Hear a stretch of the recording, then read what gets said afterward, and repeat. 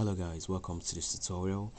So in the last tutorial I showed you how you can have newer modern applications running on your older outdated device, and we went through steps like using Odin ADB fastboot to load the custom ROM onto your device, and that tutorial was specifically aimed for the Samsung Galaxy S4 mini.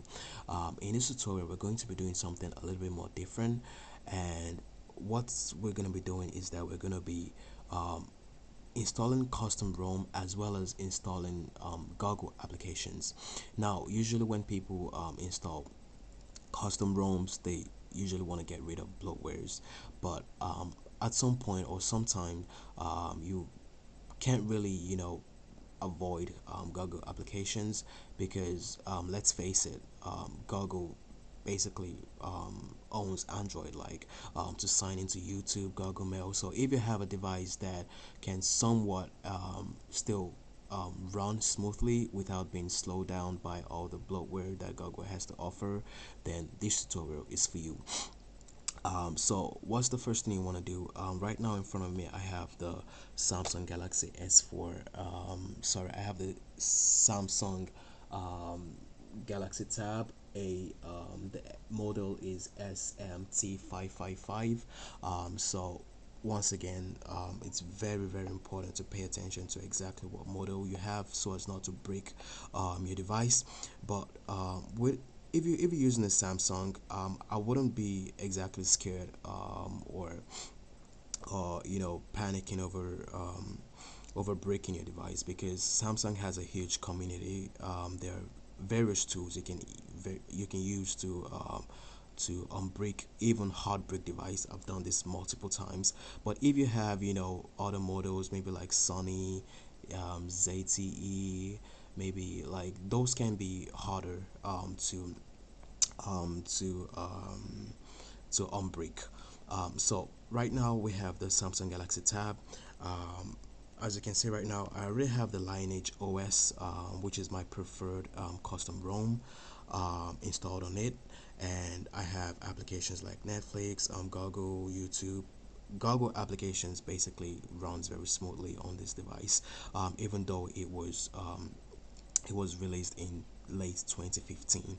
So it's been like it's been a decade almost, but it still like runs smoothly, and it has the Android version 13. So that can be literally that's literally very like devices that were released 2 years ago. So I'm using this device no problem at all.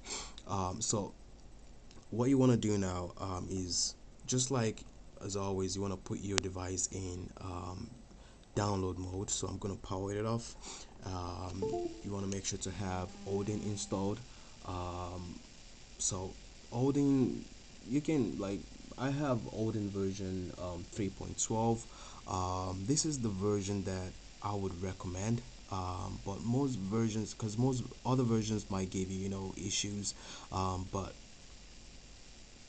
Odin, if you have the minimum like Odin 3, that should work. So then you want to hold the combination like of these buttons, the power down, the volume down, the power button, and the home button, to put you in download mode. And it's gonna come up with a little warning, that a custom OS can cause critical performance. But we know what we're doing, so we're just gonna click continue, and then now is when you want to connect your device. So just plug that in, and instantly it should be recognizing Odin. And here also I'm gonna leave in the description below a folder that's gonna contain both the twerp, because you really need the twerp to just like always, to install the custom ROM itself. And with the Galaxy Tab, with this specific version or this specific model, other twerps won't work. So you need a very specific twerp version that was actually designed for this job. So I'm gonna leave that in the description below, and as well as the custom ROM that this twerp works for. So you cannot get away with using another twerp for the Lineage OS version 20. So you have to have twerp version twerp 3.02 and Lineage 20.0. So everything is going to be in the description below. And so in Odin, you want to click the AP, and then choose the twerp you want to have.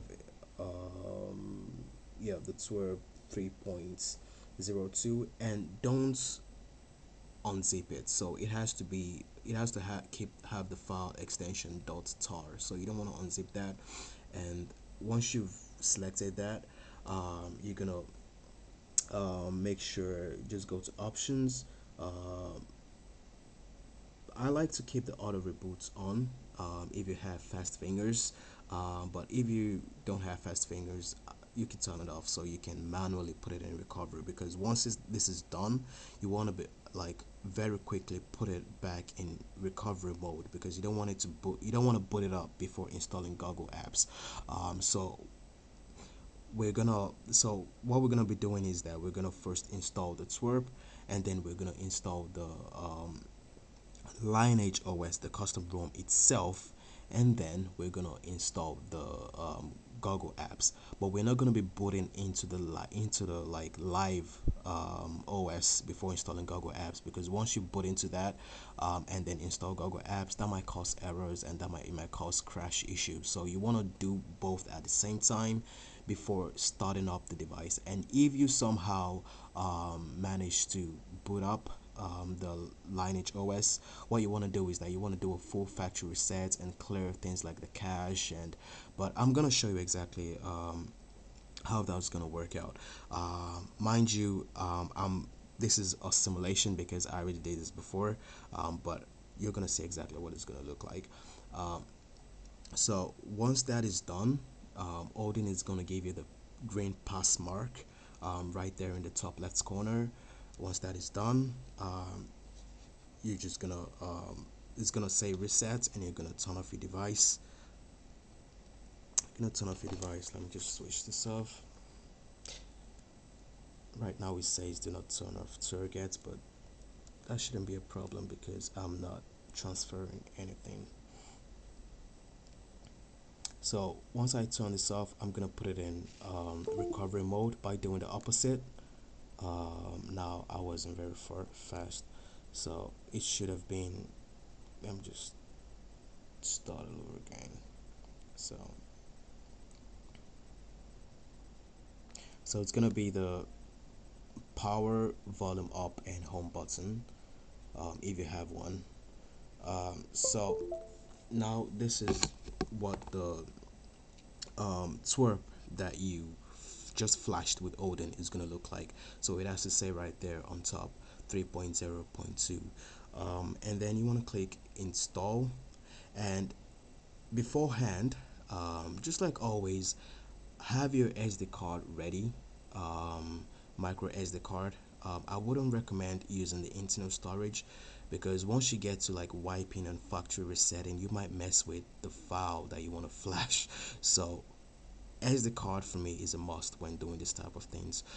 So with your SD card, you want to insert that into your computer like beforehand, and move the Lineage OS, the custom ROM, move that into the SD card, into the root, of the SD card. And also, once again, don't unzip it. It has to be .zip.